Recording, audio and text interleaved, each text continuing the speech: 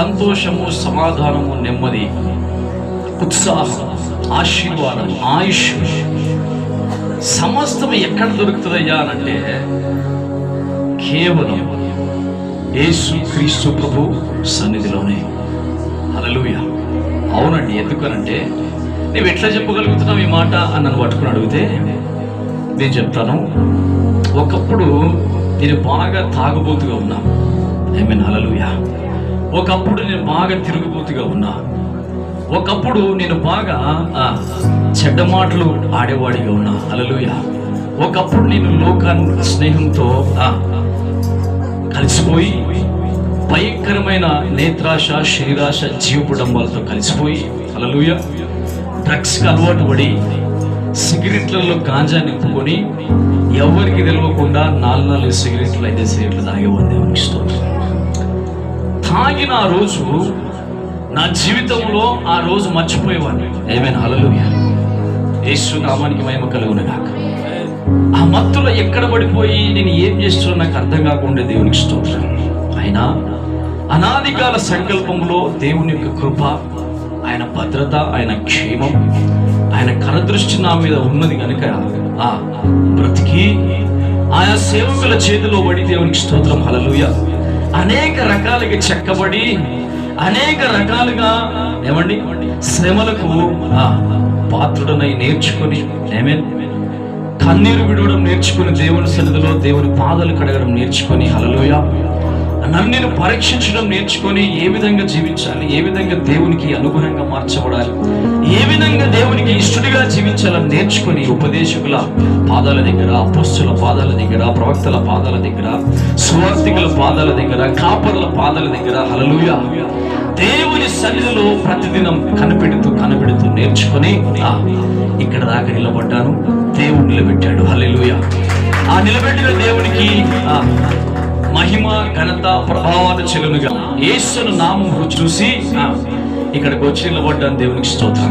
నన్ను అడిగితే నేను చెప్తా, ఎక్కడ దొరుకుతుందయ్యా సమాధానం, ఎక్కడ దొరుకుతుందయ్యా నీకు అనుగ్రహించబడ్డ రక్షణ, ఎక్కడ దొరుకుతుందయ్యా నీకు ఉన్నటువంటి ఆశీర్వాదం, నీకేమైనా డబ్బు ఉందా, బంగారం ఉందా, బంగ్లాలు ఉన్నాయా, పొలాలు ఉన్నాయా, చదువు ఉందా, నీకు అందం ఉందా? నాకు ఏమీ లేవు. దేవునికి స్తోత్రం. హల్లెలూయా. నాకు ఉన్నదల్లా ఒక్కటే, ఏంటి? దేవుని వాక్యం. నాకున్నదల్లా ఒక్కటే, దేవుని ఆత్మ. నాకున్నదల్లా ఒక్కటే, దేవుని వాక్. నాకున్నదల్లా ఒక్కటే, ఏంటి? దేవుని నడిపింపు. హల్లెలూయా. నాకున్నదల్లా ఒక్కటే, ఆయన సన్నిధిలో సంతోషంగా, సమాధానంగా ఆయన ఆరాధించడం. హల్లెలూయా. యేసు నామానికి మహిమ కలుగును గాక. నాకేం లేదు. నేను ప్రస్తుతానికి ఉన్న ఇల్లు కూడా నాది కాదు. హల్లెలూయా. నేను తింటున్న తిండి కూడా నాది కాదు. నేను ధరించుకున్న వస్త్రాలు కూడా నాయి కాదు. హల్లెలూయా. అన్ని సంఘం ప్రొవైడ్ చేసి, ఆమేన్, హల్లెలూయా. ఆ ఘనత, ఆ ఖ్యాతిని దేవుడు నాకు ఇచ్చాడు. వస్త్రం కోసం ఎంతో భయంకరంగా పనిచేసేవాడిని. డబ్బు సంపాదించడానికి అబద్ధాలు ఆడేవాడిని. హల్లెలూయా.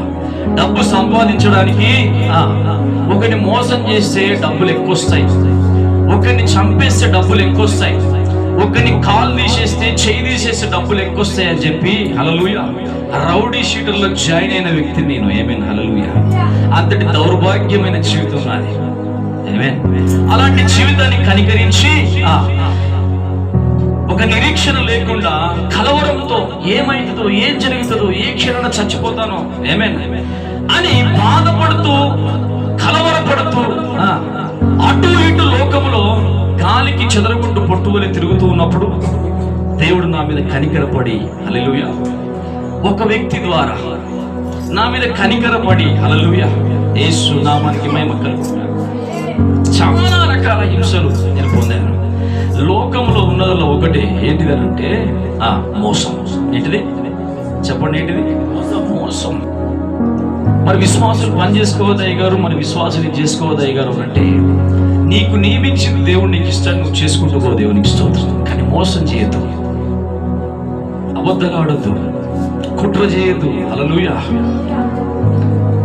₹1 కంటే ₹2 ఎక్కువ వస్తున్నాయనంటే అబద్ధాడానికి వెనక్కి తిరిగింది లోకం కదా. అవునా కదా? నాకు ₹1,00,000 వస్తే లాభం అని అంటే చిన్న అబద్ధమే కదా, ఏం కదా, ఆడేసి అని అంటే అబద్ధం ఆడడం కూడా వెనుక కోరు కొంతమంది దేవునికి స్తోత్రం. హల్లెలూయా. ఒకప్పుడు నా జీవితం అది, కానీ సంపాదించుకున్నది ఏం లేదు. ఆమేన్. ఎంతెంత లోకంలో కలిసిపోయానో అంతంత భయంకరమైనటువంటి శ్రమ, భయంకరమైనటువంటి వ్యాధి, భయంకరమైన బాధ, భయంకరమైన వేదన, కన్నీరు నా వశమైపోయాయి. దేవునికి స్తోత్రం. హల్లెలూయా. యేసు నామానికి మహిమ కలుగునుగాక. నిరీక్షణ లేదు, సమాధానం లేదు, సంతోషం లేదు, నెమ్మది లేదు. డబ్బు ఉంది, అంత ఉంది, ఫ్రెండ్స్ ఉన్నారు, మాట్లాడేవాడు ఉన్నారు, అందరు ఉన్నారు. దేవునికి స్తోత్రం. హల్లెలూయా. ఏమండి, కానీ హృదయంలో తెలువని ఆవేదన, ఆందోళన. ఎప్పుడు పోతాము, ఎప్పుడు పోతాము, ఎవడొచ్చి నరికేస్తాడు, ఎవడొచ్చి కొడతాడో, ఏమైపోతుందో. హల్లెలూయా.